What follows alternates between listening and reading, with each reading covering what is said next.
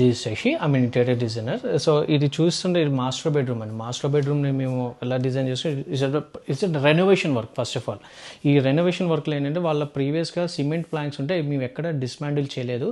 So ఏదైతే cement planks ఉన్నాయో వాటి మొత్తానికి మేము ప్యాక్ వర్క్ చేసుకున్నాం. ఇదంతా లైక్ ఫ్రేమ్ వర్క్ అనుకోండి ఒక రకంగా. ఇదంతా అక్రిలిక్ విత్ డ్యూకో పెయింట్, అంటే ఇదంతా అక్రిలిక్ యూజ్ చేసుకున్నాము. ప్లస్ ఇదంతా డ్యూకో పెయింట్ విత్ గ్రూ ప్యాటర్న్ తీసుకొని ఇదంతా అక్రిలిక్ గోల్డెన్ అక్రిలిక్ ఇచ్చాము విత్ లాంగ్ హ్యాండిల్స్. సో ఇదంతా ఏంటంటే సిమెంట్ ప్లాంక్స్. సో ఇవన్నీ సిమెంట్ ప్లాంక్స్ ఇచ్చేసాం.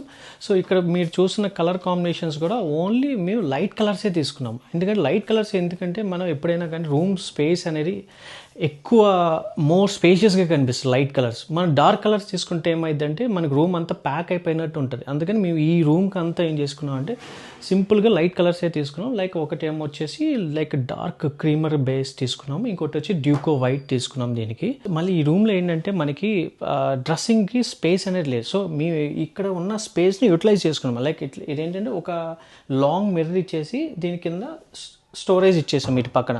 ప్లస్ ఇంకోటి ఏదో పెట్టామంటే పెట్టినట్టు కాకుండా ఇదంతా ఒక వాల్లో ఈ కబోర్డ్లో కలిసిపోయేలాగా ఒక ప్యాటర్న్ డిజైన్ చేసుకొని ఇచ్చాము ఈ డ్రెస్సింగ్ పార్ట్ అనేది కూడా.